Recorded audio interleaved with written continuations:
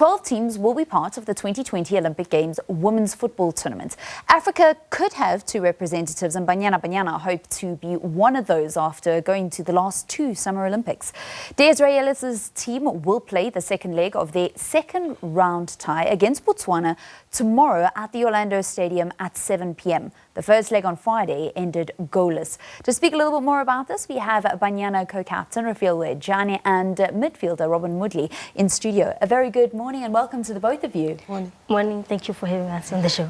Fifi, I'm going to start with you. Do you believe we'll qualify this time around for Tokyo 2020? Well, I think we've got a good enough team that has what it takes to qualify for the 2020 Olympics. Although it's not going to be easy, we have to take one game at a time, and it's never easy qualifying for these major tournaments here in Africa. Well, South Africa got a bye in the first round. Now you guys are in the second round against Botswana. Zambia will await in the third round if you manage to get past Botswana, but there's 5 rounds and you have to win that fifth round before you even qualify for the Olympic Games.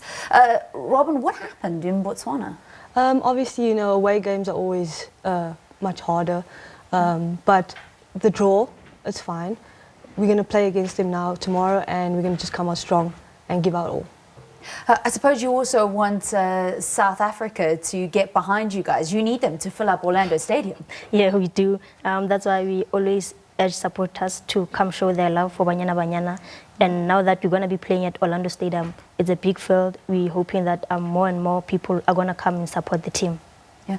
You guys came back from the Women's World Cup and you played fantastically in the COSAFA Cup to successfully defend your title in Nelson Mandela Bay. What was it like coming back home and actually playing at home after that World Cup experience? Yeah, definitely. Obviously, we've been defending champions for the COSAFA and winning that trophy again. We also played against Zambia, so gives us an opportunity as well, an advantage, so we at least know how they play. So if we do meet them in the next round, we know how they play. I mean, do you feel that there's like a completely different team that has returned after that World Cup? I think that definitely that some of the players that haven't been a part of the team, like I haven't been a part of the team for the World Cup due to school in America, and youngsters are also getting opportunity to join. So I think that we got a lot of players from all around that are playing overseas as well that are going to help. Yeah. Do you feel that it's a different team? Well, I wouldn't say it feels like it's a different team, because usually we have quite a number of players who've been in the Banyana setup. So whoever comes back in the team continues where the others left off. So it's sort of a continuous cycle. That's why it doesn't feel like it's a different team. It seems that there's just a self-belief within the team now after having qualified for the World Cup and having gone to the World Cup. Something that we saw in the fact that you guys were able to get that record victory in the COSAFA Cup. Well, we always emphasize on teamwork. Together we achieve more. And it doesn't matter who scores or who gets the disc queen on the day. As long as the team achieves, then together we move in the right direction. You spent 5 years in the United States playing there. You've now come back. I know you play with JVW in the SASL League, a league that you actually left and now you've come back to play in. How have you noticed the difference, or how have you noticed the standard increase? Definitely the standard has increased. I've enjoyed playing in America, but being home is, local football's always been the best. And I had the opportunity to play with like Amanda Dlamini, Mpumi, so they also part of JVW, so it's been fantastic. Fifi, how does it work? Sorry, you with Canberra, what happened with Canberra? Let's just start there. Well, it was a 1-season contract with an option to renew.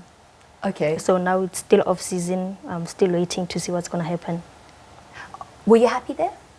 I was very much happy, although I didn't spend enough time there because of international duty. Yeah. So I spent more time with the national team than I spent with my club there.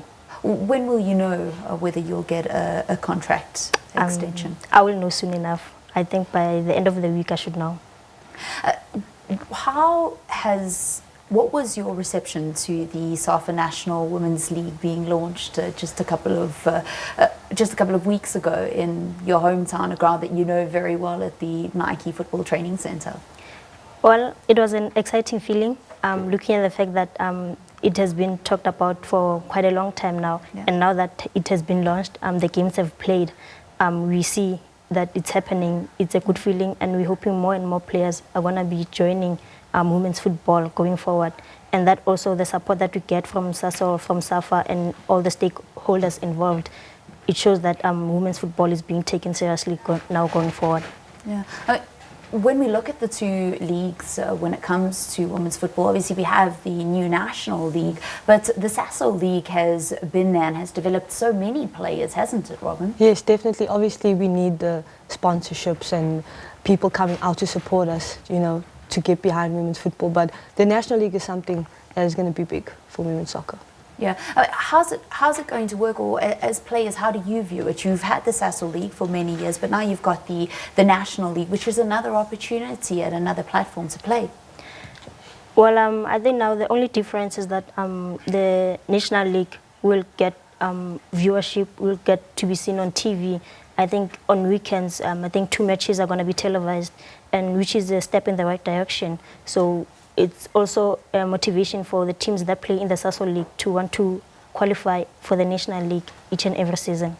Lovely stuff. Well, guys, good luck. All the best of luck against Botswana tomorrow at the Orlando Stadium. And I hope that Soweto, Gauteng, and any other South Africans that have the opportunity do come out and support you guys. Thank you. Thank you very much.